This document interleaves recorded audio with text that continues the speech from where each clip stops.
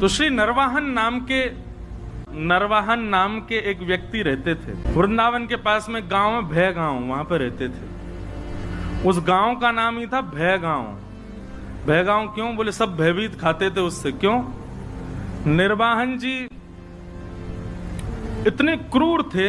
वृंदावन का मूल उद्देश्य पहले, वहां श्री यमुना जी इतनी विशाल थी कि व्यापार के लिए लोग बड़े बड़े जहाज लेकर के वहां से आया करते थे।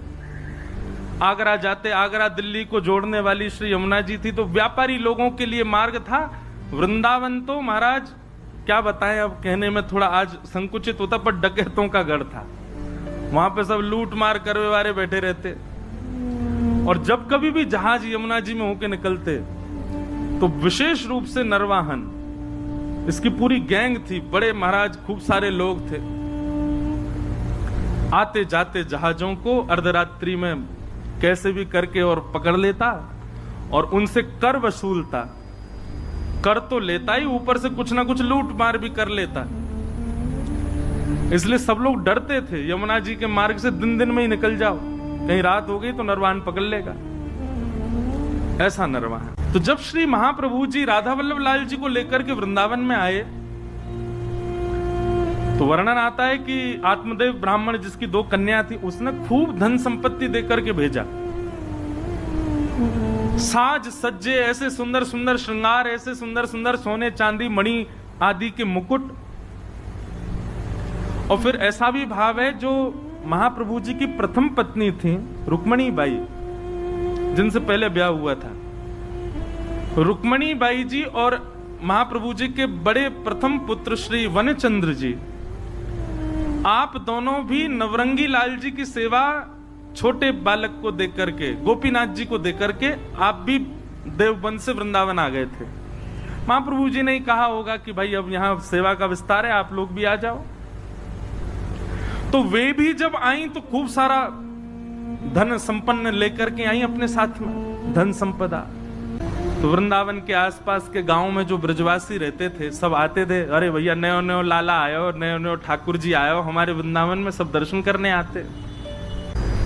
तो सब लोग आते दर्शन करने। कुछ ब्रजवासियों के चित्त में चिंता प्रकट हुई और उन्होंने महाप्रभु जी से कहा, भगवान बड़ा सौभाग्य है कि आप वृंदावन में ठाकुर जी को लेके पधारे हो, पर भगवान यहाँ एक नरवाहन नाम का डाकू रहता है। आपके ठाकुर जी इतने साज सज्जे में विराजते हैं, इतनी संपत्ति और इतने सोने चांदी सब आप लेकर के आए हो। हमें तो भय लगता है कि कोई घर तो है नहीं, कुटिया तो है नहीं, मंदिर तो है नहीं, आप ऐसे ही कुंज निकुंजों में ही रहते हो, और इतनी सारी संपत्ति आपके साथ में आई है, इतने सोने चांदी हीरे जवाहरात सब आए हैं, कहीं अगर उसने आकर के डकैती डाल दी तो बड़ी दिक्कत हो जाएगी। महाप्रभु जी बोले, तो क्या करें, क्या चाहते हैं आप लोग? और हमारा भाव यह है कि एक बार आप उससे मिल लीजिए, नरवाहन से मिल लीजिए, और वहां जाकर के थोड़ा बहुत कुछ दे दीजिएगा उसको। उससे थोड़ी मैत्री जैसी, थोड़ा प्रेम भाव हो जाएगा, तो वो कम से कम ठाकुर जी की सामग्रियों को स्पर्श ना करे। महाप्रभु जी तो अष्टयाम में इतने व्यस्त रहते थे, हम लोग विचार करते हैं 2 समय के भोजन ठाकुर जी को पधराना, उसके लिए भी कितनी योजना बनाते हैं।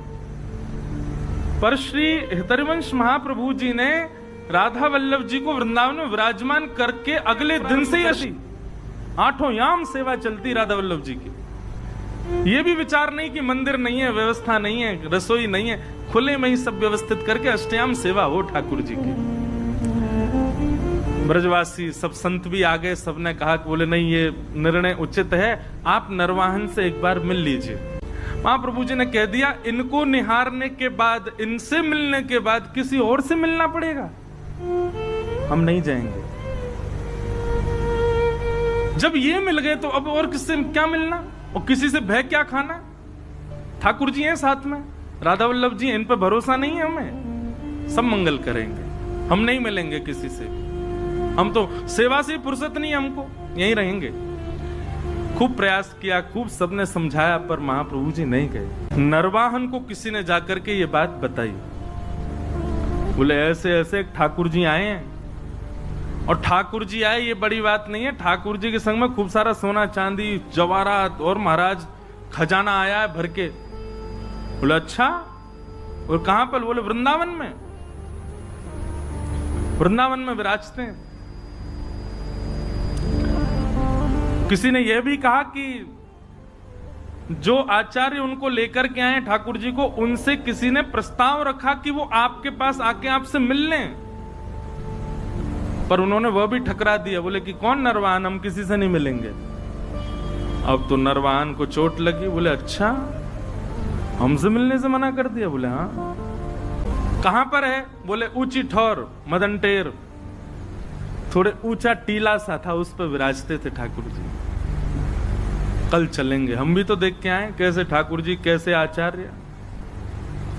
और नरवाहन अपने कुछ सेवकों के साथ में तलवार लेकर के और ऊंची ठौर की ओर बढ़ा। आहा, सुबह सुबह का समय है, मंगला आरती के पश्चात श्री राधा वल्लभ लाल जी का श्रृंगार करके हितरवंश महाप्रभु आचार्य चरण आसन पर विराजमान सन्मुख बैठ करके श्री ठाकुर जी को पद सुना रहे थे। बनी श्री राधा मोहन की जोड़ी, बनी श्री राधा मोहन की जोड़ी। नरवाहन धीरे धीरे समीप जा रहा है, अपनी तलवार से कुंजों को इधर उधर करके फिर आगे प्रवेश करता है। स्वर कानों से भीतर प्रवेश कर रहा है और स्वर में कहे गए शब्दों का चिंतन बनता जा रहा है। हितरवंश महाप्रभु गा रहे हैं और श्री राधा वल्लभ लाल जी सामने विराजमान हैं। अद्भुत छटा है ठाकुर जी की। इतने में ही तलवार से उसने कुंज जो आपस में जुड़ी हुई हैं, इस प्रकार से जैसे अंदर झांक करके देखा, पत्तों की आवाज आई। देख ही रहा था, महाप्रभु जी गा रहे थे। नरवाहन ने जैसे ही तलवार से लता गुल्मों को दूर किया और भीतर झांकने लगा, तो पत्तों की आवाज से महाप्रभु जी ने गाते गाते बस इस प्रकार से पीछे देखा। जैसे कई बार आपने अनुभव किया, कोई पीछे आ जाए तो आप पूरे नहीं मुड़ के केवल इतने ही मुड़ते हो, इतने ही मुड़े और आंखों को घुमाते हो देखने के लिए कौन है पीछे। महाप्रभु जी केवल इतने घूमे और आंखों से बस पीछे निहारा। नरवाहन दिखा नहीं उनको, लेकिन नरवाहन को इतना रूप दिखा केवल महाप्रभु जी का। हरिवंश महाप्रभु का इतना मुख देखते ही उसके तो हाथ कंपायमान होने लगे, उसके तो नेत्रों से अश्रुधार गिरने लगे। ना जाने क्यों अपने अवगुण सब अवगुण जैसे दिखने लगे। मनी मन भीतर ही भीतर उसके ना जाने कितनी ग्लानि उत्पन्न होने लगी। वो मानो ये विचार करने लगा, जिस वृंदावन में इतने दिन से मैं ऐसे अनीत कृत्य कर रहा हूं, उस वृंदावन का वास्तविक दर्शन तो आज मुझे हुआ है। जिस वृंदावन को पाकर के भी मैंने उस वृंदावन की योग्यता को नहीं समझा, वो वृंदावन तो ये है। नीचे आचार्य का आधा मुख और पीछे ठाकुर जी का संपूर्ण अंग, इन दोनों का एक साथ दर्शन नरवाहन को हुआ। और केवल दर्शन मात्र से हाथ कांपने लगे, पैर कांपने लगे, स्थिति ऐसी हो गई रुक ही नहीं पा रहा था। वहां दौड़ा नीचे, पीछे सब उसके जो सेवक गए थे साथ में वो भी दौड़े। क्या हुआ क्या हुआ, अब तो स्थिति बस कुछ समझ ही नहीं आ रहा है क्या स्थिति है। नरवाहन ने भले ही वृंदावन से डकैती करी हो, पर करी तो वृंदावन में।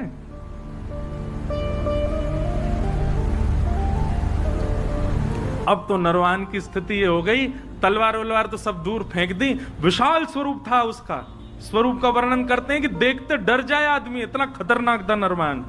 लेकिन ऐसा दीन हो गया, अभी तक वो महाप्रभु जी से चर्चा भी नहीं हुई, कुछ सुना नहीं उसने। अगले क्षण से ही उसकी स्थिति ऐसी दीन बन गया।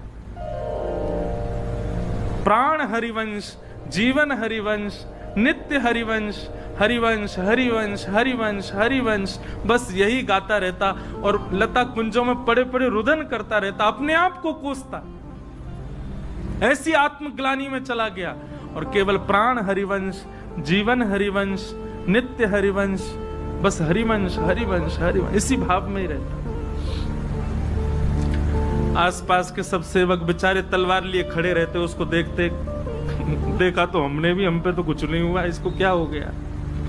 सरदार सरदार उनको बोलो हरिवंश, गाओ हरिवंश, कहो हरिवंश, नाचो हरिवंश।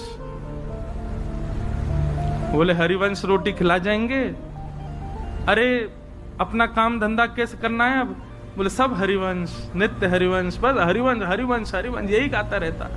जय जय राधा वल्लभ हित हरिवंश, श्री हरिवंश। साथ के सब लोगों ने सोचा, बोले भैया ट्रेंड तो हम हो ही गए इनके संग रह के, अब इनको रहने दो, हरिवंश जी की स्मृति, हम चलें अपना काम करें। उसी समय एक जैन व्यापारी आगरा से अपना कुछ सामान लेकर के बड़े जहाज में यमुना जी के रास्ते दिल्ली जा रहा था। तो नरवाहन के संग में रहने वाले सब लोगों ने योजना बनाई और उस जहाज को बीच में ही रोक लिया। उस जहाज पर भी करीब 200-250 लोग थे। उन सब लोगों ने मन में विचार किया, ये हमारा क्या बिगाड़ेंगे। वे भी लड़ने को नीचे आ गए, लेकिन नरवाहन की सेना बहुत थी और बड़े क्रूर थे सब, नहीं जीत पाए। तो पूरे जैन व्यापारी के जितने लोग थे सबको बंदी बना लिया, पूरे जहाज को जमुना जी में खड़ा करके और पकड़ करके जो भय गांव था वहीं उसका कारागृह था, जेल बना रखी थी उसने, वहीं ले जा करके और सबको बंदी बना दिया। सबको बंदी बना करके उन पर क्रूरता करने लगे, मारने लगे, पीटने लगे, उनको स्थिति खराब कर दी। क्यों? क्योंकि कर तो दिया नहीं, ऊपर से हम पे हाथापाई कर रहा। जानता नहीं हम नरवाहन की सेना है। एक दासी रहती थी नरवाहन के यहाँ, वो नरवाहन जी के यहाँ जाती थी, नरवाहन जी को देखती तो अब तो बस कुंज में बैठे बैठे श्री हरिवंश, हित हरिवंश, प्राण हरिवंश, जीवन हरिवंश ऐसी गाते हैं। वे समझ गई थी स्थिति अब किस मोड़ में मुड़ चुकी है। वे जाती थी और हरिवंश जी का दर्शन और श्री राधा वल्लभ जी का दर्शन करके आती थी, तो वहां कुछ वैष्णव मिलकर के जय जय राधा वल्लभ हित हरिवंश कीर्तन करते थे। भय गांव में जिस कारागृह में सबको बंदी बनाया हुआ था, दासी वहां गई और वहां जाकर के देखा वो जैन व्यापारी बेचारा रो रहा था, मेरे छोटे छोटे बच्चे हैं, मेरा परिवार है, मैं तुमको कर दे दिया, सब ले लो, मेरा जहाज भी अपने पास रख लो, मुझे मुक्त कर दो। लेकिन वे लोग तो इतने क्रूर, तूने हम पे हमला किया क्यों? इसी बात से उसको मार रहे थे। रात्रि का समय हुआ, सब सो गए, तब वो दासी उस जैन व्यापारी के पास गई और उससे बोली, सुनो, अर्धरात्रि का समय है, मैं जैसे ही चली जाऊं यहां से, उसके बाद जोर जोर से जय जय राधा वल्लभ हित हरिवंश, जय जय राधा वल्लभ श्री हरिवंश, जय जय राधा वल्लभ श्री, इसका उद्घोष करना और सब मिलकर के एक साथ करना। और सुनो, कोई आकर के तुमसे पूछे ये क्या गा रहे हो, किसका नाम बोल रहे हो, तो कह देना हमारे इष्ट राधा वल्लभ हैं और हमारे गुरु हरिवंश जी हैं। और ध्यान रहे, जितनी ताकत तुम्हारे पास है उतनी ताकत से गाना। उसकी योजना ये थी कि आवाज नरवाहन को सुनाई दे। कारागृह में बंदी बने हुए जो सब व्यापारी थे, उस दासी के जाति सब चिल्लाने लगे, जय जय राधा वल्लभ हित हरिवंश, जय जय राधा वल्लभ श्री हरिवंश, जय जय राधा वल्लभ हित हरिवंश। आहा, ये स्वर सुनते ही मानो नरवाहन की स्थिति तो ऐसी हो गई कि जैसे प्यासे को जल पिला दिया हो, भूखे को पानी पिला दिया हो, जिसको नींद आ रही है उसको बिस्तर दे दिया हो, जिसको अत्यंत सुख की कामना हो, जिस सुख की कामना हो वो सुख दे दिया हो। नरवाहन तो आनंदित हो गए, आनंदित होकर के उठ करके ढूंढने लगे कहां से आ रहा है स्वर। सुनते सुनते जैसे पहुंचो, अपने कारागृह में पहुंच गए। कारागृह के भीतर जाकर के देखा तो सब बंदी बने हुए हैं, वही गा रहे हैं, जय जय राधा वल्लभ हित हरिवंश, जय जय राधा वल्लभ श्री हरिवंश। नरवाहन ने जाकर, अरे भैया सुनो, कौन हो तुम लोग और ये क्या गा रहे हो? बोले महाराज, ये राधा वल्लभ जी जो हैं ये हमारे इष्ट हैं और ये हरिवंश जी जो हैं ये हमारे गुरु हैं। जैसे ही सुना कि हित हरिवंश उनके गुरु हैं, नरवाहन की तो स्थिति हाथ पांव कांपने लगे। जिन गुरुदेव की मैं आज एक झलक देख करके मेरी स्थिति हो गई, ये उनके साक्षात शिष्य हैं, मेरे गुरु भाई हैं और ये मेरे यहां कारागृह में बंदी। तुरंत बुलाया, बोले खोलो, अभी चरण पढ़ो, इनके चरणों में दंडवत प्रणाम करो। अपने साथ सहपाठी सबको बोला इनके चरणों में प्रणाम करो। सबने दंडवत प्रणाम किया। नरवाहन तो महाराज लेट करके उनके चरणों को अंक में भर के रुदन करने लगे। बोले भगवान आप मेरे गुरु भाई हैं, मेरे लोगों ने आपको प्रताड़ित किया, उसके लिए मुझे क्षमा कर दो। मुझे बस ऐसी प्रार्थना है कि श्री राधा वल्लभ लाल जी, श्री गुरुदेव भगवान मुझे स्वीकार कर लें, बस और मुझे कुछ नहीं चाहिए, आप कृपा करो भगवान। और ऐसा कहते हुए उन व्यापारियों को छोड़ दिया। जैन व्यापारी मन में विचार करने लगा, तो कौन है ये राधा वल्लभ, कौन है हितरिवंश? जानता ही नहीं है, वो मुक्त हो गए उनके नाम से। भाई जिनकी वजह से जीवन मिला, एक बार देख तो चले उनको। दोस्तों वीडियो पूछते पूछते पहुंच गए उचित और सब्सक्राइब श्री राधा वल्लभ लाल जी का दर्शन किया। पूछने लगे, बोले भगवान वो हरिवंश जी कहाँ हैं? बोले वो वहां बैठे कुंज में।